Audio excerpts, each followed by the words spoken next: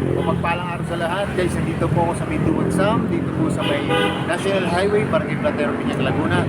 At ang re-review po natin, ito po yung PCX 160 na road sync. Perfect po yan.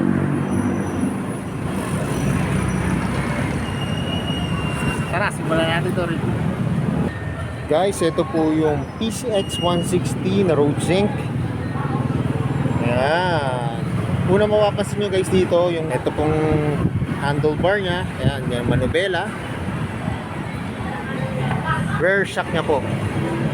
Ayan. So yun guys, simulan natin itong review. Ang gulong po nito ay 110 by 70, 14 po. Tubeless na to guys. Ang tatak nito ay IRC po. Ayan, IRC. Ito po yung front fender nya, glossy na white. ABS na po to. Yung kanyang headlight saka park light at signal light po, LED na rin po yan. Ito pa rin po, may visor pa rin po siya rito sa harap. Tinted na black. Saka guys, ito nga pala yung gauge panel nya. Yan, nagbago na rin po. Ang likod na gulong nito ay 130 by 70, 13 po. Disc brake na siya. Ito po yung kanya rear shock. Debaso na guys. Yung sa PCX po kasi na 160 dati, rear shock lang po siya na ordinary. Ito debaso na. Muffler niya po. Ito po yung fairings, kulay black. Ito po yung tip. Ano siya? Matte gray. Taillight naman po niya, LED, pati po yung magkabilang signal light. Saka may reflector po siya rito para kita tayo sa gabi. Ito guys yung kanyang upuan. Ito yung kanyang seat cover. Ayan, napakaganda. Parang customized na talaga siya. Nakaka-camelback po. Tapos yung kulay po, ito po ay black. Pero makinis to. Tapos ito po kulay gray. Makapit din po to. Yung material na ginamit sa backride, yung kulay gray po. Saka guys, mapapansin nyo, pagkakaiba nito sa pairings. Kaya mas ano po yung pairings ito eh. Kasi yung sa PCX po na 160, parang mabilog po. Ito parang mas edgy. Edgy na yung ano niya po. Yung design.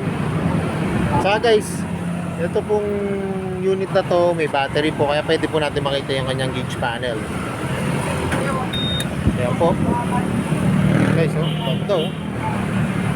Yan po yung makikita nyo sa kanyang gauge panel. Ito po yung fuel, yung RPM, yung bilis nyo, saka yung kilometers po na tinakbo nyo na. Yan, may oras din po. Saka meron po ito sa cellphone, no? Pwede nyo po siya connecta ng cellphone. Yan, makikita nyo po yung kanyang ABS. Pagka naka-high and low kayo.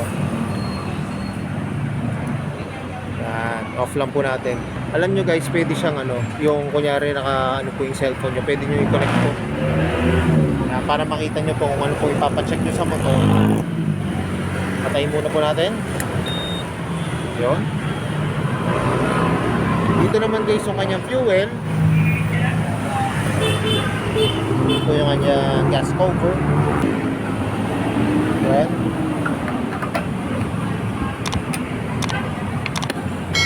Pati po yung sa upuan niya, dito nyo na rin po ipipress. Guys, malaki ang ano nito, U-box. Yan o. Napaka-spacious po ng U-box ito. Saka pwede nyo rin ditong sabitan ng helmet. Yan. Saka yung material na ginamit po, kulay black. Dito po siya naka-staple wire. Yun lang po, ano siya. Ang di lang po maganda rito, parang pro siya sa punit. Ayan po.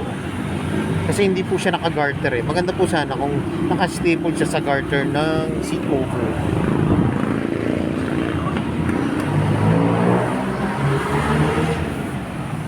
Yun din po sa manubela niya, kagaya na sinabi ko. Ito po may cover na po. Yan. Kasi yung PCX na 160, ganito po yung itsura niya. Ito po. Yan. Naka-naked handlebar po siya. Hindi kaya dito sa PCX na 160 na road sync, may cover na po yung kanyang manubela. Saka yun nga rin po, yung kanyang gauge panel, kung napansin nyo kanina, Ito po, rectangular na. Kasi yung sa luma po,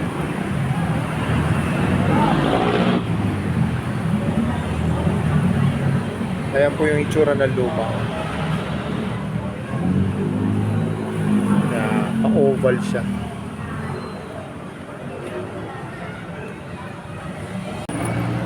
Guys, ito po yung kanyang manubela. Yan. Ito po yung mga function niya. Ito po yung passing light. Ito po, meron siyang traction dito. Yan. Para sa ano to? Yung sa braking system po sa harap.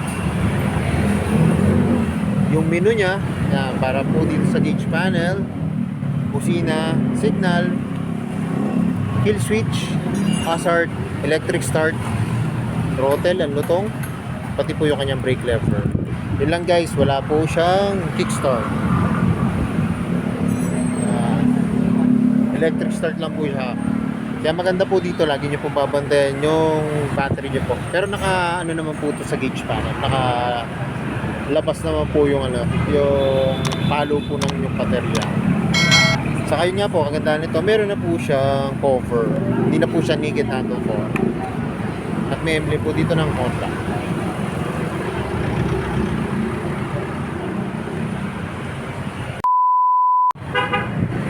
Guys, yung price po nitong PCX 160 na road sync, popost ko na lang po para makita nyo yung kanyang cash price, yung kanyang down payment, yung kanyang installment. Yan. Sa guys, alam ko ang mga kulay nito, meron tong kulay red eh. Red and black. Yan. Yung mga kulay po niya. Kaya ako naghanap po kayo ng PCX 160 na road sync. Yan, pasya lang po kayo dito sa may Honda. Dito po sa may Duexam. Para mai-assist agad kayo, makuhanan po agad kayo ng unit. Kasi dati po, pahirapan ng unit na to eh. Mahirap pong kumuha nito. Saka yung mga nagka-cash. Yan. Mahirap din pong kumuha ng cash yan. Puro installment po. Kanina guys, nakita nyo sinakyan ko yung unit. Ang height ko po ay 5'5". Pero kita nyo abot na abot ko po yung unit. Saka ang iniisip ko nga, parang mabigat yung motor. Pero nung sinakyan ko, yun, magaan lang po. Kaya pong i-drive ito ng babae, saka yung mga baguhan sa scooter. Hindi ko lang po naipakita kanina, may packet po siya rito. Yan guys. Saka may USB port siya. USB port siya rito para pag mag-charge kayo, yung mga long drive yun. Pwede nyo pong ano, i-ano nyo yung phone nyo rito. O kaya, pwede rin naman po, bili kayo ng seat cover.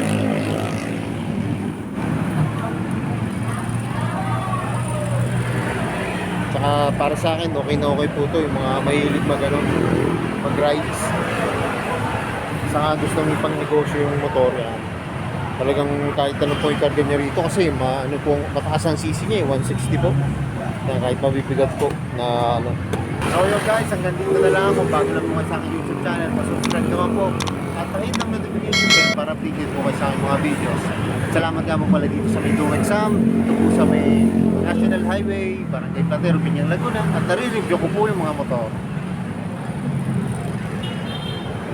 Abangan po natin, magkakameron po dito ng ADV na 160 po na road sync din. Or 60 kaya na lang yung sinasabi. Ingat po palagi, ride safe po, and God bless you. Palagi, share na rin po na aking mga videos. At lagi natin tatandaan, mahal tayo ng Diyos. Bye-bye!